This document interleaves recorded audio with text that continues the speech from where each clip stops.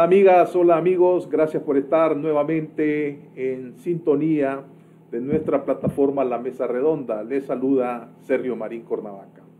Como todos los jueves, hoy 29 de octubre del 2020 vamos a conversar con el analista político, el sociólogo, el docente universitario Óscar René Vargas, quien ya está en la línea vía Skype. Óscar René, bienvenido, ¿cómo estás?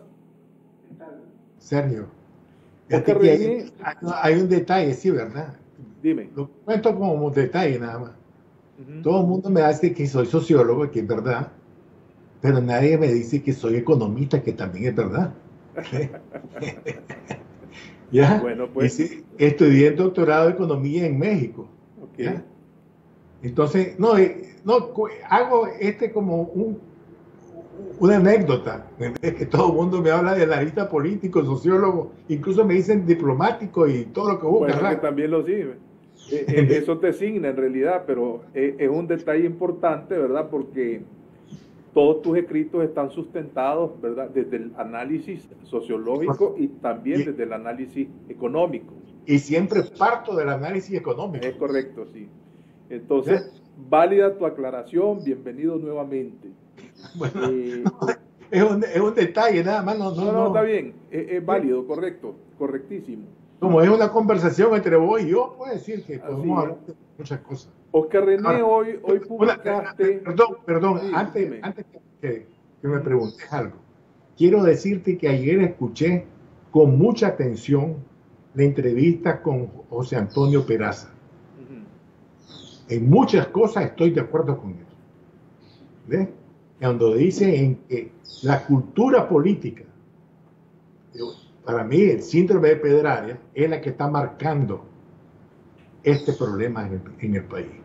Y después en el transcurso de la conversación, voy a hacer referencia a algunas cosas que él dijo, ¿verdad? Pero que me gustó mucho la conversación. Te lo agradezco mucho, ¿verdad? José Antonio, hay que darle seguimiento en algunos planteamientos que hace que son bastante acertados. Sí, es una persona centrada, tranquila, ¿verdad? Aunque yo no estoy muy de acuerdo en muchas cosas con él, pero sí, ayer me gustó su entrevista, independientemente que coincida o no coincida con su análisis, ¿no? Pero me pareció un análisis serio, ponderado y que tiene una visión preocupante, él tiene una preocupación que yo comparto también. Muy bien. Quiero de entrada referirme a tu escrito que publicaste hoy en las redes sociales y que yo, con tu autorización, divulgo también en mis plataformas, como Sergio Marín Cornavaca y como La Mesa Redonda. Lo titulaste La disputa por una nueva hegemonía, firmado por tu persona, de hoy 29. Después de hacer una introducción citando a Platón, al filósofo griego, si no te importa la política, llegará el día que te afecte, porque te robará tu dinero, tus derechos y tu vida. Platón. Voy a obviar los dos primeros puntos y quiero hacer una lectura textual citando el tercer punto que me parece que entraja al tema. Hemos entrado en una nueva fase en la disputa por la hegemonía política entre el gran capital y las fuerzas emergentes de abril 2018. El abandono de la alianza cívica controlada por el gran capital y políticos tradicionales de la coalición nacional se explica por dos factores principales. Uno, el objetivo del gran capital es de subordinar tanto a la oposición real y a la zancuda a sus intereses. Dos, tiene la idea que puede conformar una fuerza política para la negociación de un nuevo pacto político privado con Ortega. Sectores del gran capital quieren recuperar los modos de hacer dinero y seguir usufructuando los privilegios del pacto público-privado. Esa es una tesis sumamente importante como para soslayarla. Ya los otros temas los podemos ir viendo enseguida, pero me gustaría que centráramos parte del análisis en esta contradicción que vos estás planteando entre dos fuerzas. Una que ha hegemonizado el poder económico prácticamente durante 200 años en Nicaragua.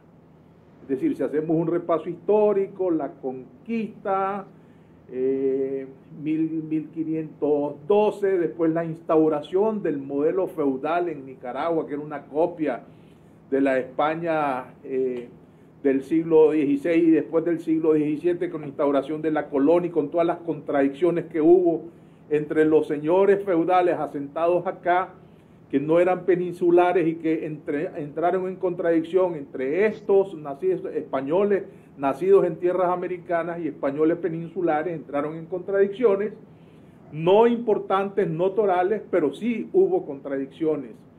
Y hubo dos hitos, o tres hitos que podemos marcar en términos generales, a la luz de la historia.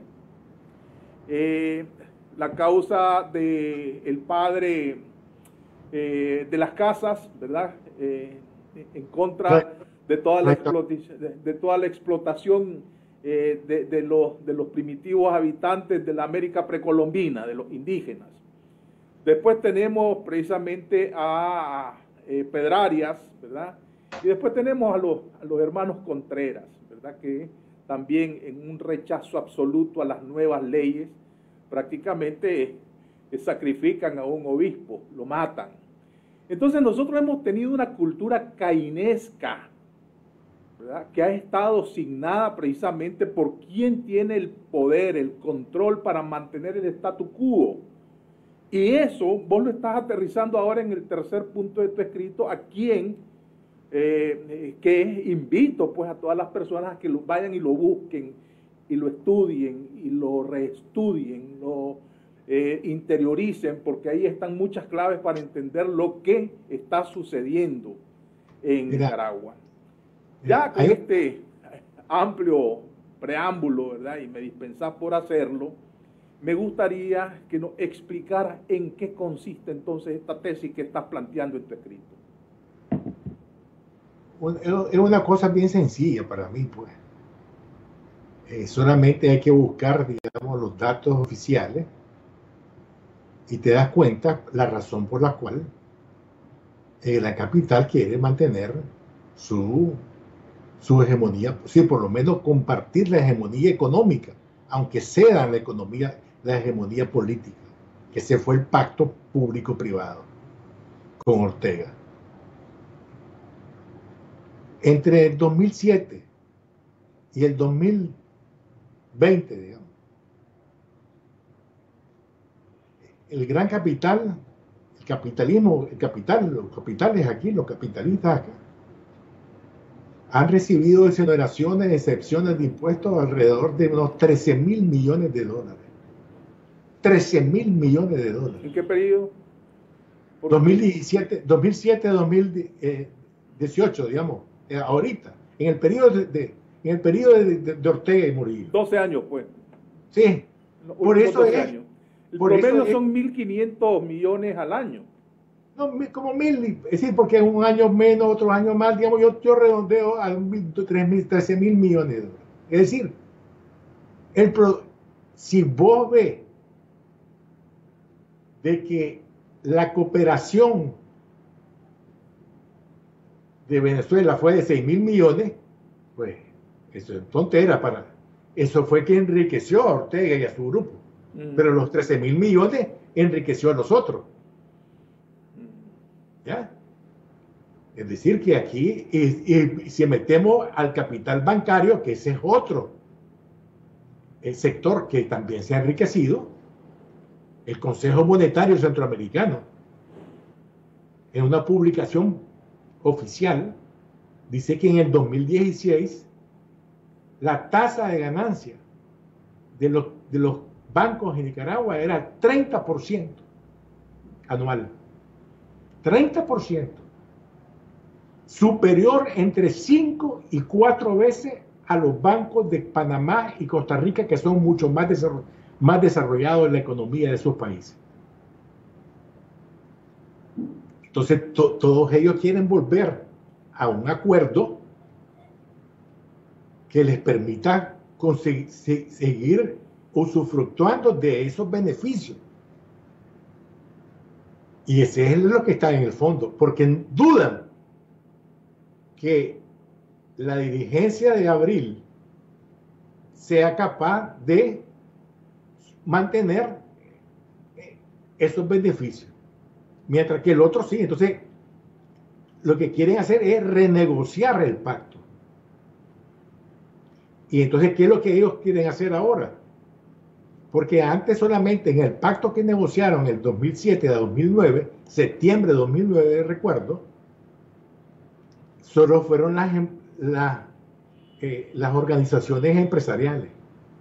Entonces ahora quieren tener un respaldo político propio, no que sean los partidos políticos tradicionales los que lo apoyen, sino que sea su propio partido.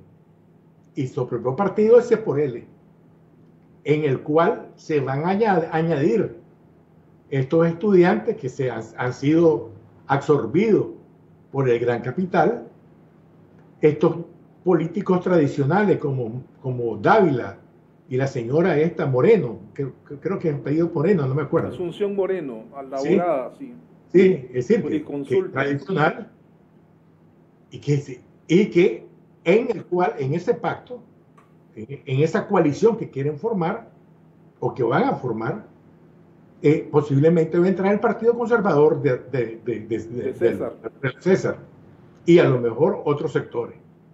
No sería nada extraño para mí que entraran algún sector del movimiento campesino, que también es un movimiento heterogéneo. No es un movimiento, digamos, homogéneo. Homogéneo en cuanto a que su origen sea campesino, pero heterogéneo desde el punto de vista político y de estrategia a mediano plazo. Entonces, ellos quieren ir a negociar con Ortega ya no solo como Cámara, sino como Cámara más los otros. Más partido político. Más los partidos políticos. Y conseguir una base social que le permita tener más fuerza en la negociación con Ortega. Ese es su objetivo fundamental.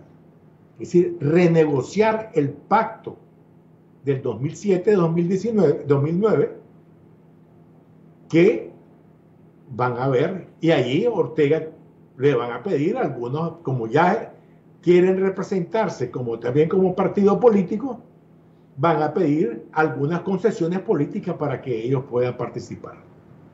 Ese es uno de los objetivos de la empresa privada. Es decir, quieren volver a asegurarse una tasa de ganancia que le permita seguir enriqueciéndose. No están discutiendo ni van a discutir el problema de la desigualdad económica ni la desigualdad social. La prueba de ello es que, por ejemplo, nunca han discutido el tema de la vivienda en Nicaragua. Hay un déficit, de acuerdo a las cifras oficiales, de 900.000 viviendas en Nicaragua. 900.000, si lo multiplicamos por el número de personas que conforman el hogar promedio de Nicaragua, de acuerdo a las cifras oficiales, que es 5.9, es decir, 6 personas por hogar, estamos hablando que hay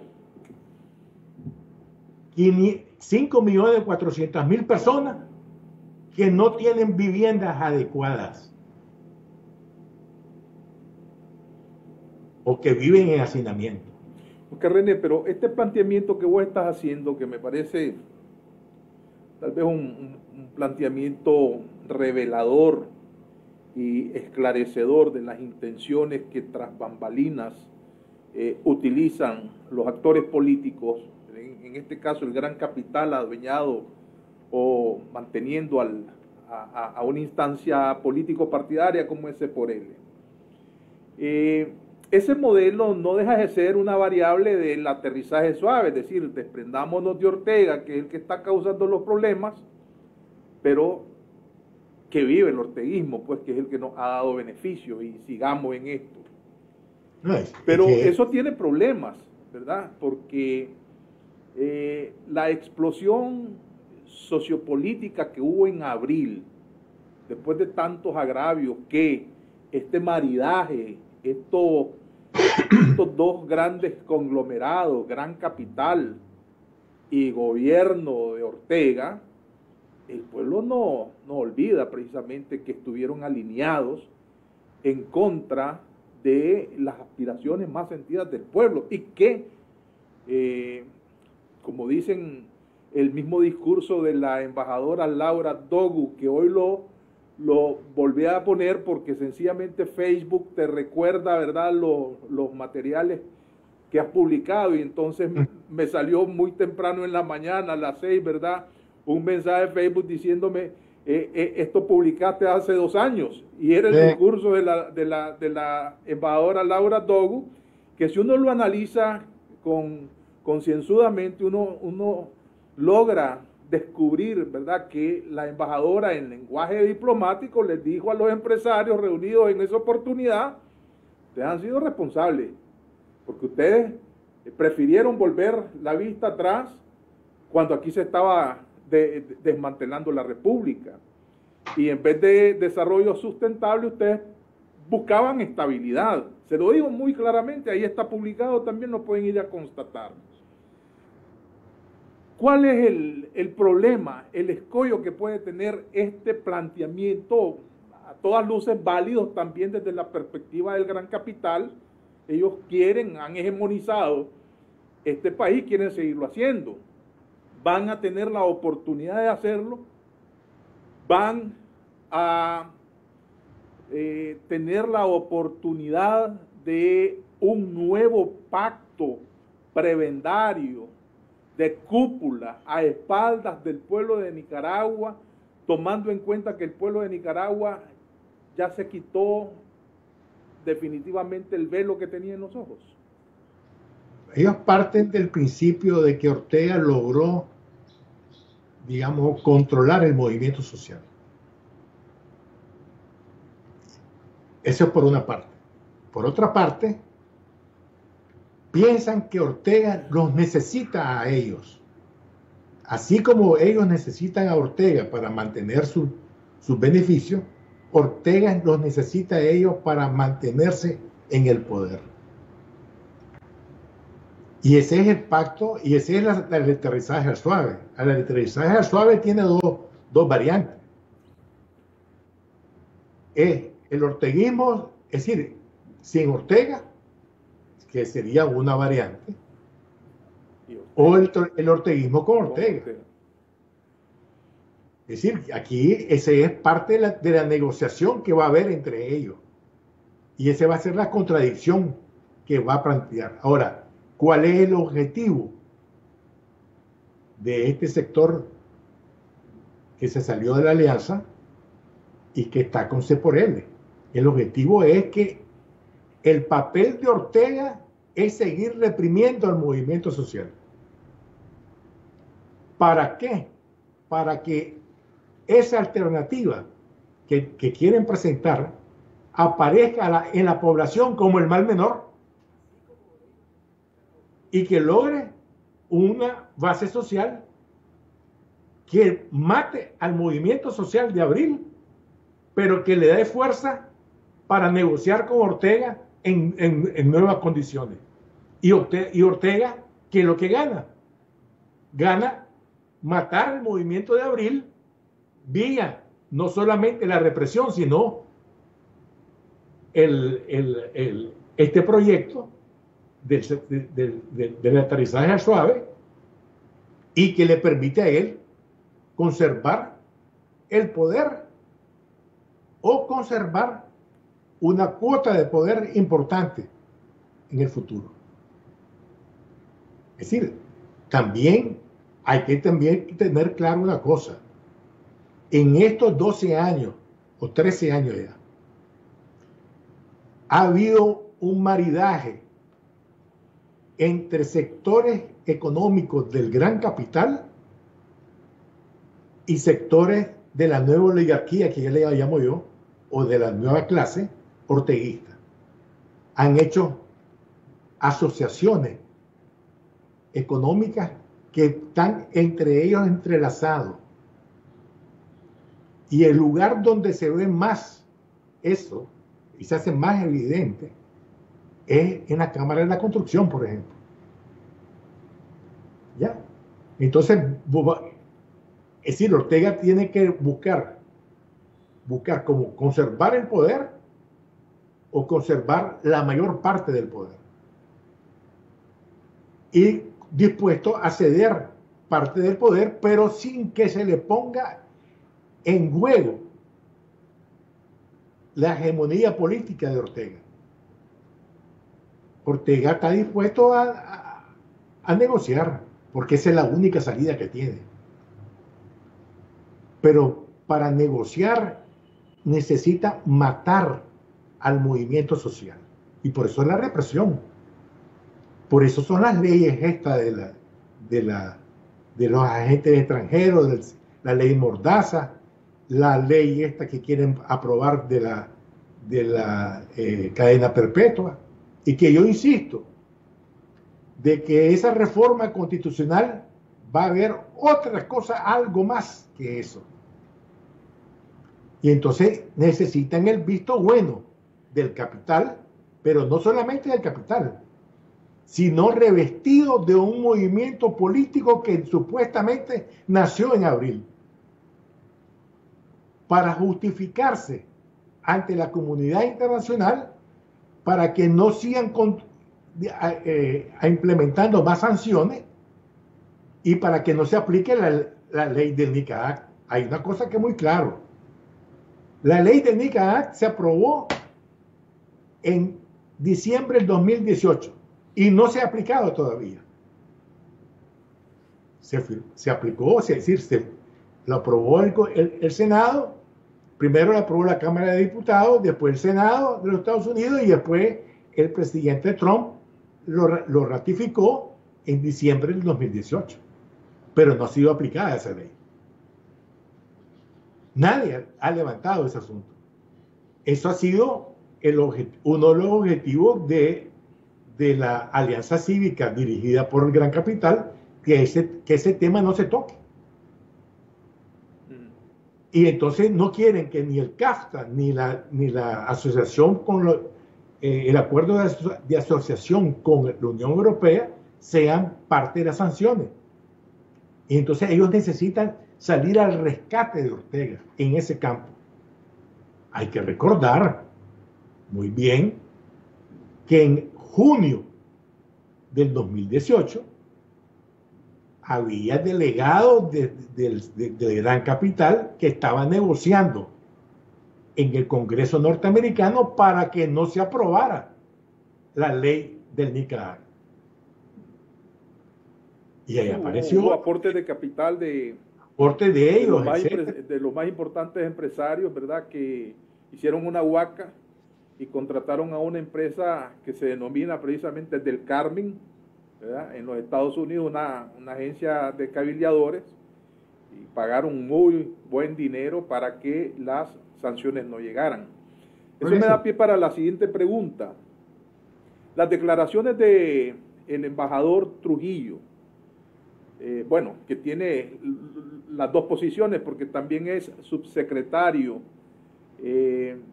para asuntos de América Latina en el Departamento de Estado. El embajador Trujillo dijo que estaban negociando con algunos personeros del orteguismo, del sandinismo, dijo él, y que están revisando, ¿verdad?, cuáles son las condiciones, los términos, por un lado. Por otro lado, también dejó ver que podían venir algunas sanciones a algunos empresarios. Esa es digamos, un secreto a voces que siempre surge cuando va una delegación de nicaragüenses a visitar a los congresistas, diciendo que a no ser por las condiciones especiales que lleva Nicaragua, ellos tendrían el agrado de sancionar a algunos cómplices de Ortega que pertenecen al Gran Capital. ¿Vos ves viable que los Estados Unidos puedan hacer eso frente a otra corriente que te dice que si hay un acuerdo de esta naturaleza, no descartemos que pueda estar totalmente de acuerdo los Estados Unidos en esa tesis porque quieren resolver el problema de Nicaragua y no lo quieren hacer aumentando la parada de sanciones, ¿verdad? Sino que ya quieren un arreglo, pues, ¿verdad? Que les pueda ser beneficioso, pues, porque no se gestiona una profunda reforma social, sino que pues hay un pacto que le va a dar gobernabilidad y estabilidad a Nicaragua. Bueno, ¿cuál es tu análisis? Te recuerdo que el jueves pasado yo te dije que la aprobación de la resolución de la OEA y los puntos que están ahí eran los temas de una negociación entre los Estados Unidos y el gobierno de Ortega. Lo recuerdo muy bien. Bueno, veamos una cosa que es importante. ¿Por qué creo yo que ya se está montando el escenario para hacer la negociación? Y ahí va a entrar a jugar la alianza, estos sectores que se salieron de la alianza cívica. ¿Ya? Voy a explicarte bien cómo es el escenario. Primer escenario que me mostró a mí, y creo que lo hablamos en agosto del 2020, cuando Almagro quita a Abreu de secretario general de la Comisión Interamericana de Derechos Humanos. Yo te dije, este es un golpe directo a la rebelión de abril. Porque Abreu se había, digamos, incluso sus declaraciones posteriores, sí, se sentía parte con un compromiso moral de la lucha bueno. ¿Qué es lo que pasó en la resolución de abril? En la resolución de la OEA de octubre. No se menciona ni el tema de los presos, ni los exiliados, ni etcétera. Y tampoco se habla de la oposición en general. Es decir, que ya hay una rebaja por parte de la OEA de una resolución sobre Nicaragua y sobre el régimen Ortega Murillo. Es decir, ya hubo un decalaje, es decir, no sé cómo se diría en español, decalaje, es decir, una caída de las demandas y del espíritu de la resolución. Es decir, ya eso abre la posibilidad de negociar. Posteriormente, viene Almagro y dice que Ortega es un gobierno legítimo. En la entrevista en CNN. Y ya es otra cosa. Anteriormente había hablado... del Rincón, de CNN.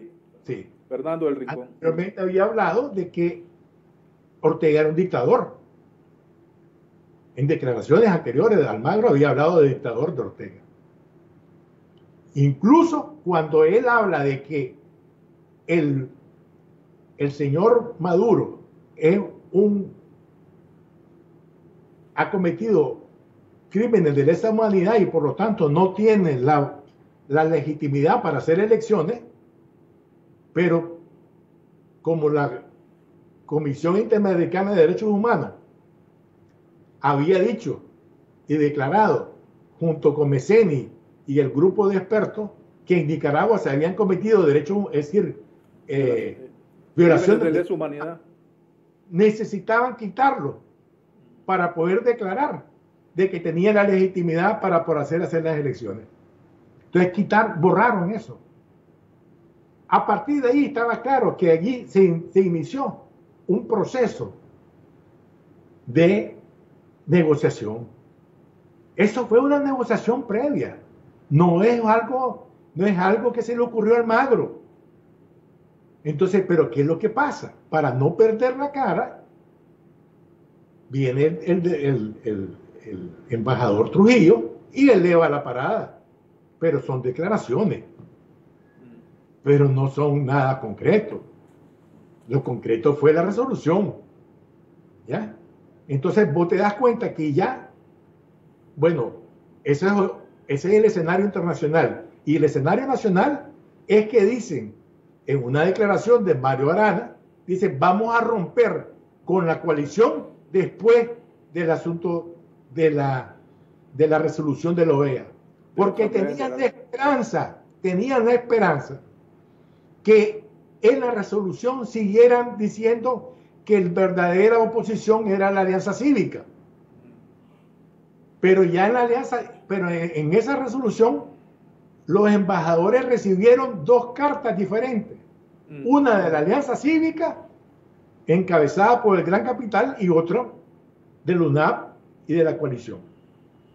Entonces, ya no era la legitimidad de esa alianza, es decir, perdieron esa hegemonía internacional, pero siguen embarcados en seguir buscando cómo recuperar los espacios para que ellos puedan entrar en esa negociación que se puede ser tripartita. Los Estados Unidos, apoyados por la OEA, o la OEA apoyado por los Estados Unidos, la alianza, es decir, este sector de Gran Capital y el gobierno de Ortega. Esto es el escenario que yo estoy viendo de futuro. Y entonces se dan 7 meses. ¿Por qué 7 meses? Para que la alianza, para que este sector de la alianza que se salió con C por L puedan construir una alternativa política. Porque ahorita no son alternativa política. Porque si se confirma que estos dirigentes territoriales de que pertenecían a ese grupo de la alianza representan realmente una base social consolidada y se quedan en la coalición, y el hecho es que Medina también dice que se queda en la coalición, se implica de que hay una cuestión de que la gente que se salió de la alianza sale con los pies hinchados, porque hay una unanimidad. Yo no he visto a nadie apoyando, es decir, algunos que otros, pues, pero la mayoría apoyando esta decisión de la alianza, pues, del sector del Gran Capital. Es decir, salvo los mismos que firmaron salirse, como los estudiantes de Lester Alemán y compañía. Pero hay algunos que yo personalmente he hablado con ellos, que están ubicados en los territorios y que me han expresado que en efecto ellos se quedan con la alianza. Por eso, pero digamos que esa es la lucha política que se va a establecer.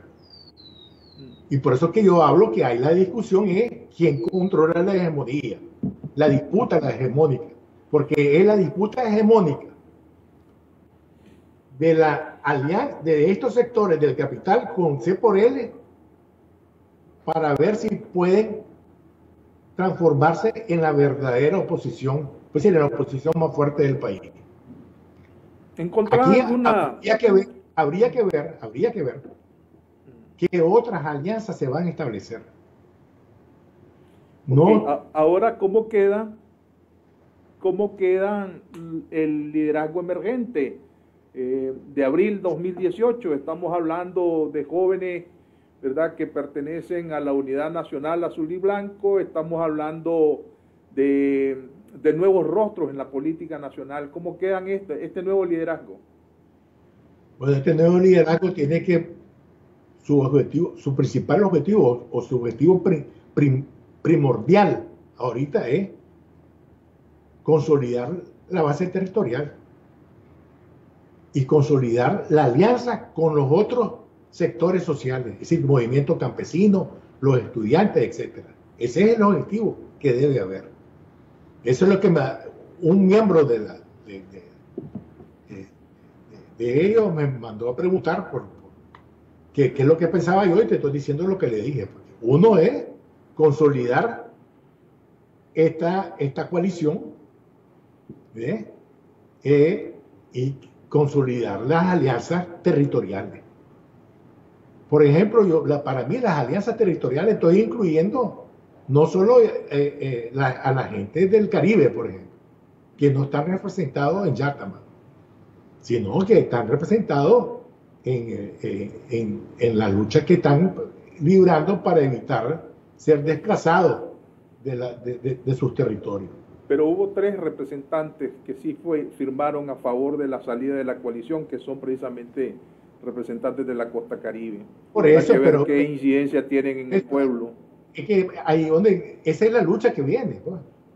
No sé, no personalmente. A lo largo de tu escrito, una cosa, no sé, pues me recordaba esto, un escenario que ya habíamos vivido en términos históricos. Corregime, yo no lo quiero forzar, pero es la famosa masacre del 22 de enero, que culminó precisamente en el pacto entre Agüero Rocha y Anastasio Somoza de Baile, denominado por el pueblo el Cupiacumi. Correcto. Pero ese hecho singular nos llevó a otro hecho también singular en la historia y que vos debes de recordar muy bien. Ya se había venido gestando un movimiento revolucionario, guerrillero, que abrazaba la tesis de lo político y lo militar de manera conjunta. Y ese pacto del Cupiacumi le dio certeza a ese modelo de lucha político-militar que se planteó el Frente Sandinista. Y empezó un largo proceso de lucha armada que culminó en 1979 en esa primera gran etapa. Yo le estoy diciendo que esto, ¿verdad? Este aterrizaje suave va a tener como resultado un pacto de cúpula a espaldas del pueblo. Los muertos están. Los encarcelados tendrán que salir por magnanimidad, entre comillas, de un acuerdo político acordado en este nuevo pacto. Y entonces habrán una repetición de acontecimientos, o sencillamente el pueblo de Nicaragua va a refrendar la lucha política cívica, pacífica. Mira, ¿cuál es tu comentario? Sí. Enero del 67, un hecho histórico en el cual yo estaba ahí. Hay fotos incluso, decir que donde aparezco en algunas cosas. Y han sido publicadas en el Nuevo Diario, fue publicada esa foto famosa, porque esto era ahí en la orilla de la Guardia. Incluso esa foto está en la avenida Sandino ahora, en ese foto, me cuentan, pues yo no lo he visto nunca. Ahí hubo una lección, se sacó una lección de los acontecimientos de enero del 67 y las elecciones de febrero del 67. Incluso eso dio pie al análisis que se hizo en el frente de que ese hecho había enterrado políticamente al Partido Conservador y que por lo tanto la población quedaba acéfala de dirigencia en la lucha contra Somoza. Y eso fue la tesis que se manejó y se publicó como preámbulo a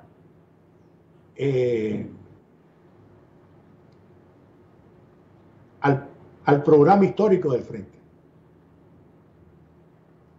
y el cual se hizo en el año 67, 68, 69. Esto terminó, como no tenía otra solución, terminó que Agüero hizo su pacto con Cupe y con Somoza. Y eso terminó de enterrar a Agüero políticamente. El liderazgo de que representó Agüero, que era un liderazgo popular y que tenía base social.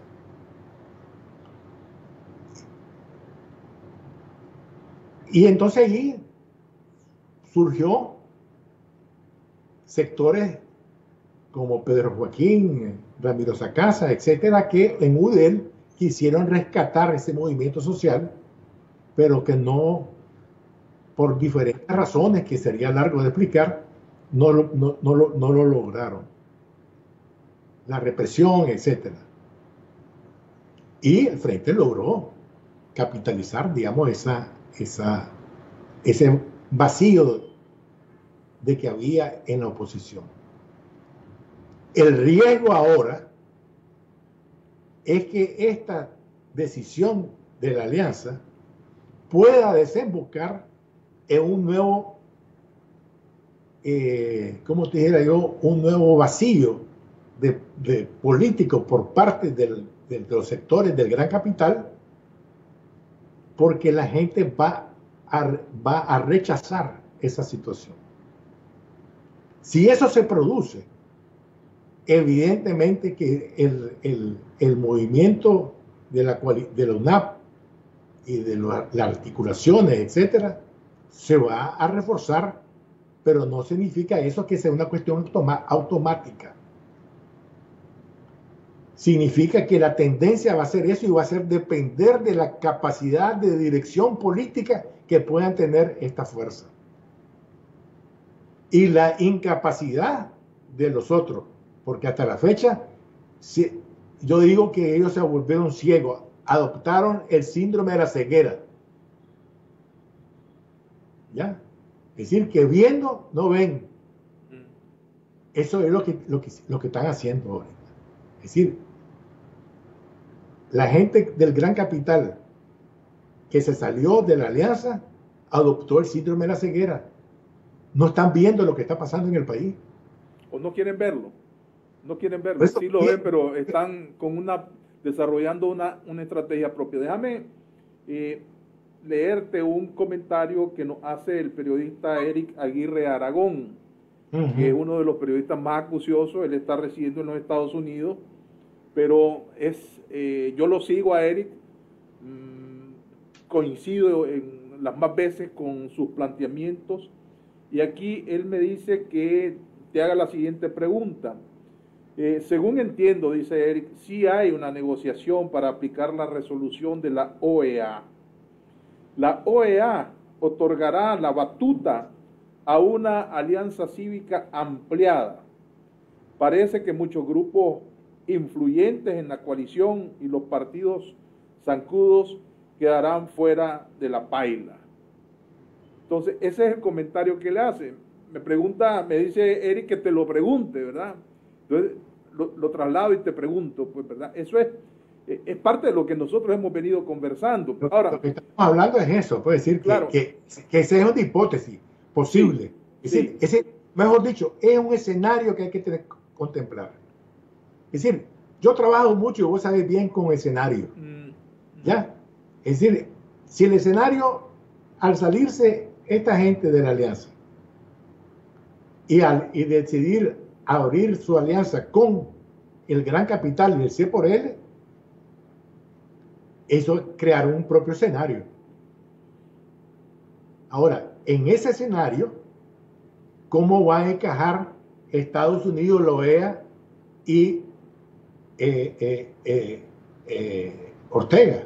Ortega va a favorecer ese escenario porque le conviene.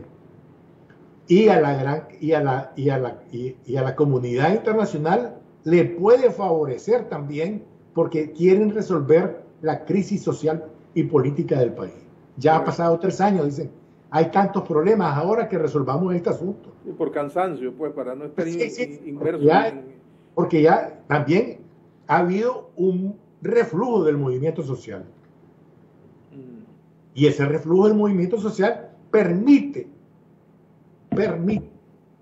que ese tipo de escenario se desarrolle y se transforme en el escenario principal. Pero no significa eso que eso es ineludible. Puede pasar lo contrario. ¿Por qué puede pasar lo contrario? Porque también tenemos que contemplar que el proceso de implosión al interior de las bases orteguistas continúa. Es decir, se debilita el orteguismo por su implosión de su propia base. Y también se debilita el orteguismo por las 5 crisis que están presentes. Porque no están resolviendo con esta movida que están haciendo ninguna de las crisis. Las crisis continúan. ¿Ya? Y el próximo año es un año electoral, pero al mismo tiempo es un año de recesión, que continúa la recesión económica. Y el presupuesto presentado ahora en octubre tiene toda la característica de un escenario recesivo en economía. ¿Cuál es el escenario? ¿Por qué es el escenario recesivo? Primero no dice de cómo van a conseguir el dinero. Segundo, los gastos de capital son casi nulos. Y la inversión extranjera no está contemplada, que va a caer. La misma comunidad internacional dice que la caída de la inversión va a continuar. La caída de los préstamos y las donaciones también. Es decir, voy a ponerte un ejemplo. La mora está creciendo en los bancos. Sí, pero voy a ponerte un ejemplo sencillo.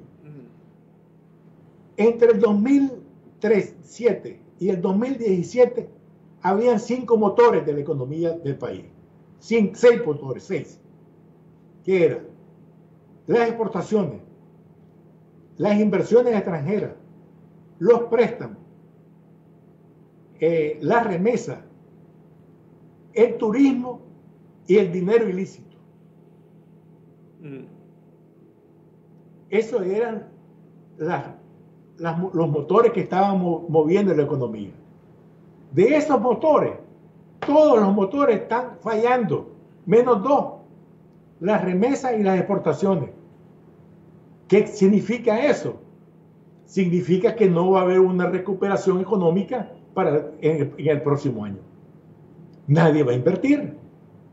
Vos podés preguntarle a los inversionistas, a los mismos inversionistas del gran capital, no van a invertir, porque van a esperar que el escenario que ellos quieren construir se consolide y que Ortega ceda espacio.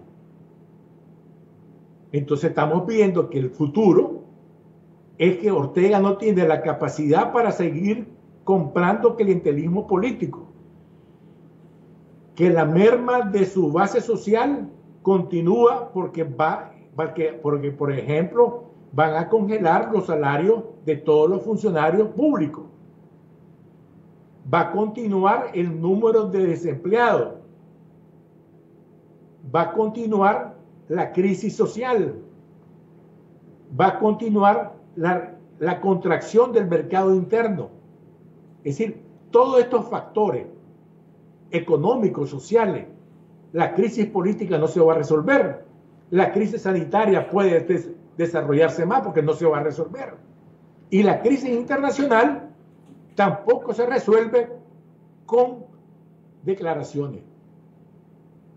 Entonces, el escenario es que estas 5 crisis van a debilitar más al régimen orteguista.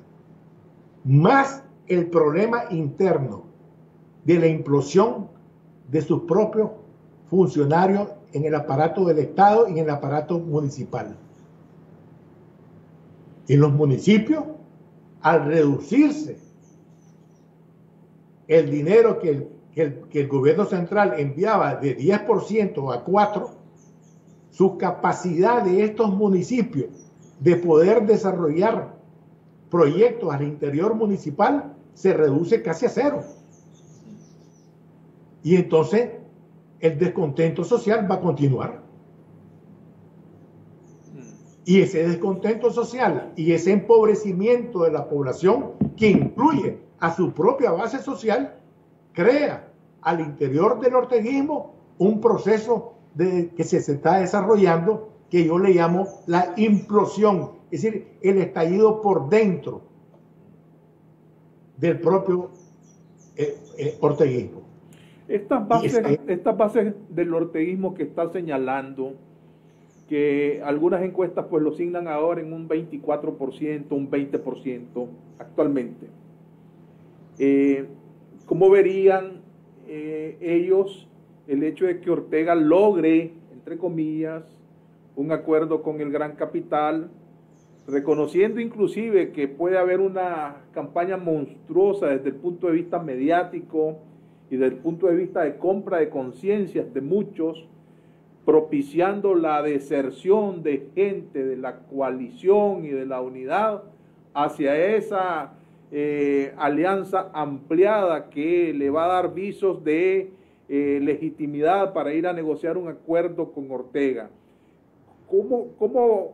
¿Cómo verían, primero, las bases del orteguismo, ese ímpetu negociador de su líder? ¿Y cómo verían las bases, verdad, de digamos, del pueblo azul y blanco, esta acción de alianza cívica ampliada? Bueno, aquí hay dos cosas importantes que señalar.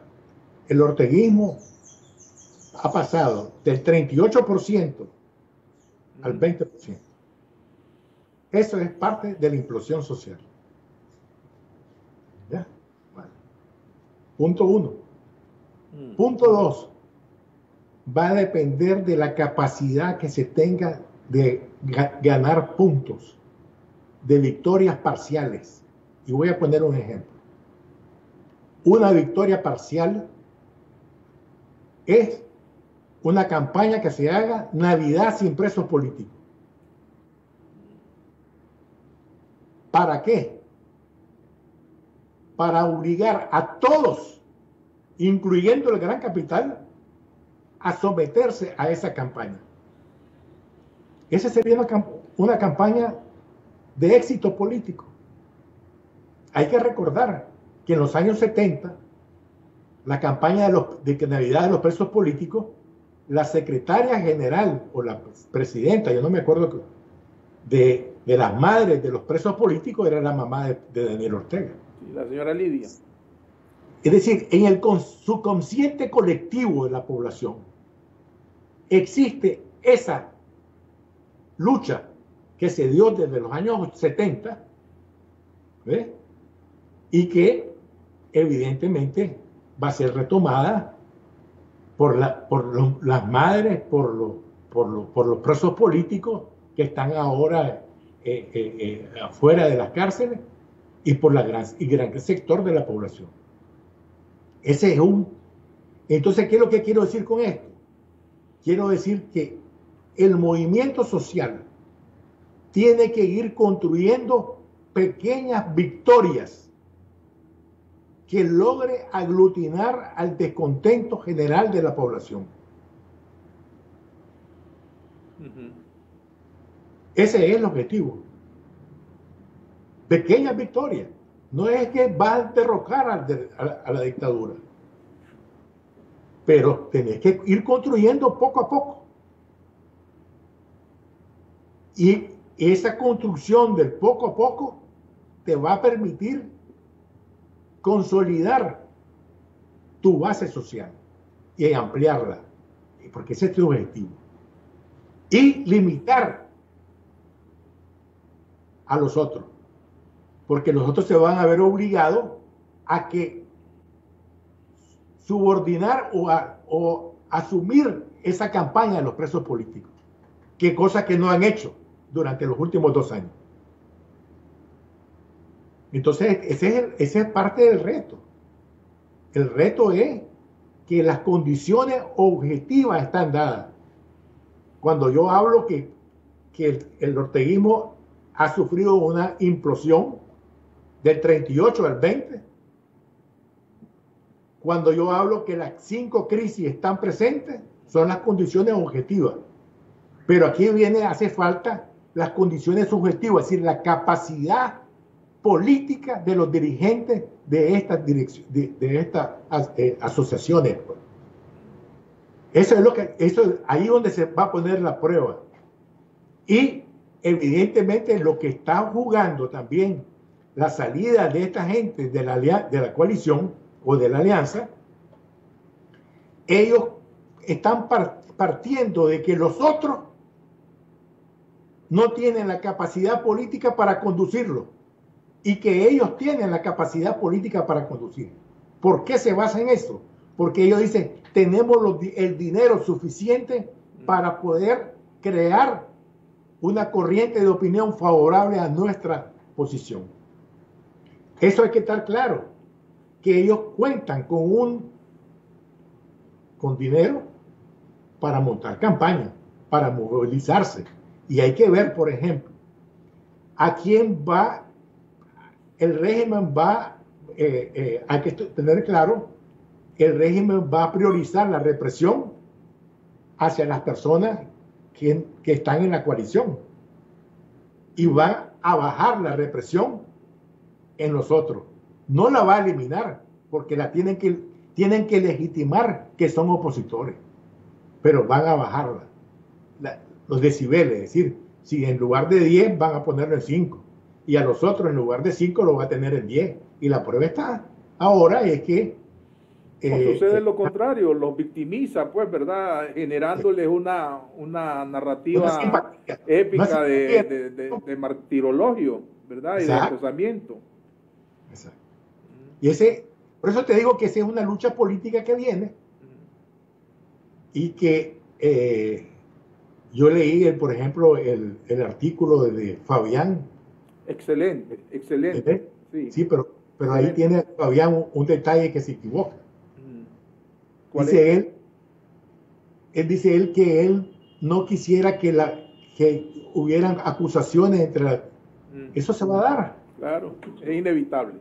Ya se están dando. Es decir, por eso mismo, entonces, no aceptar que eso va a pasar es querer tapar el sol con un dedo. Es decir, nunca tanto como ahora se ha mostrado en evidencia los intereses económicos y políticos que hay detrás de esta lucha. Claro. Eso es evidente. Es que para mí está súper claro. Pero ahí, incluso el artículo de Fabián no toca este tema, pues, pero cada quien prioriza lo que le parece mejor. Pero yo asumo, es decir, el artículo de Fabián yo lo asumo. Es decir, y me parece muy bueno. Pero el tema real de fondo es los intereses económicos que están jugándose. Definitivamente. Bueno, quiero agradecer a Eric Aguirre Aragón, ¿verdad?, por haber estado pendiente de nuestro programa, a Veda Carolina, a Alfredo Hernández, a Pablo y Connie Gámez, y a Elena Matus y a Jürgen Córdoba Martínez. Pablo Manuel Pérez también. Muchas gracias a ustedes, amigos seguidores, por darnos entrada ahí en su smartphone y en su televisor. Y gracias a vos especialmente, Oscar René. Espero que pases un buen fin de semana. Ya hablaremos en las siguientes horas. Muchas gracias por tu tiempo para darnos luces en medio de tanta tiniebla. Gracias a todos. Muy, muy buenos días, buenas tardes o buenas noches, según sea el caso en que nos miran.